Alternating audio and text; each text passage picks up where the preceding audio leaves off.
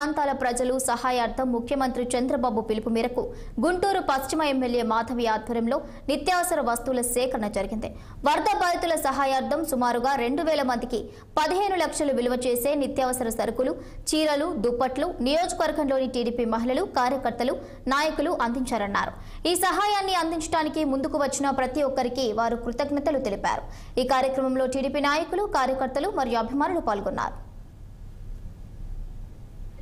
మనకి వరద వచ్చి ముంపు ప్రాంతాల్లో ఉన్న వారందరికీ కూడా సహాయార్థం ఇప్పటికే ఎన్నో రకాలు ఎన్నో ప్రాంతాల నుంచి ఫుడ్ తరలి వెళ్తూ ఉంది.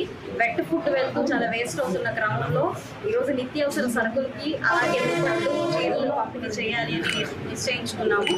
అందులో భాగంగానే ఒక పిలుపు మేరకు ఇవాళ మహిళలందరూ కూడా కూడి వారి సహాయార్థం చాలా వరకు సరుకులు అలాగే దుప్పట్లు ఇచ్చారు. దగ్గర మొత్తంగా 15 లక్షల రూపాయలు విలువ చేసే సామాగ్రి ఈరోజు మన పశ్చిమ నియోజకవర్గ పార్టీ ఆఫీస్కి చేరింది.